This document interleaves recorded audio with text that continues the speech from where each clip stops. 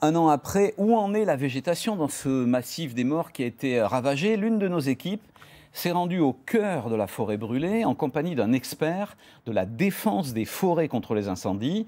Premier constat, eh bien, la plupart des espèces sont en train de repousser. C'est un reportage de Pascal Varnier avec Benoît Lotte. Bruno Tessier-Ducrot est l'un des experts en incendie de forêt de la région PACA. Sa mission, faire le point sur la résilience du massif des Maures, un an après l'incendie qui a ravagé de nombreuses parcelles. On a rapidement le maquis qui a repris, les arbres, et la seule espèce qui n'a pas encore repris, c'est le pin.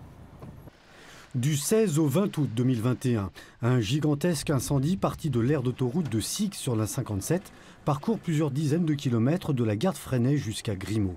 Le bilan est terrible, 2 morts et 7000 hectares de forêt détruits. Aujourd'hui, si le tronc des chênes-lièges est toujours noir, le feuillage est bien vert. Alors le secret du chêne-liège, en fait, c'est très simple, c'est que lui, il a une écorce qui est un énorme isolant, qui est le liège en question. Et ça va le protéger pour pouvoir ensuite retrouver très rapidement du vert. Autre constat du spécialiste, la fougère est revenue en abondance.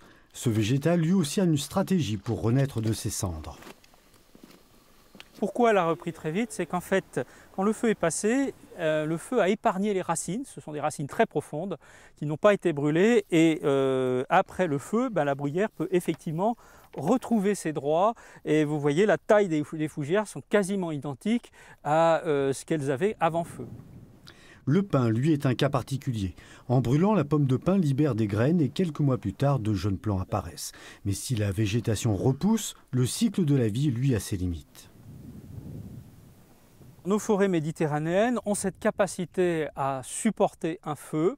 Alors un feu tous les 50 ans, pas tous les 20 ans. Ce qu'on a à l'heure actuelle, c'est qu'on a des fréquences de feu trop importantes. Et c'est ça qui pose problème parce qu'à force, si on a trop de feu, on risque d'avoir une désertification dans ce secteur.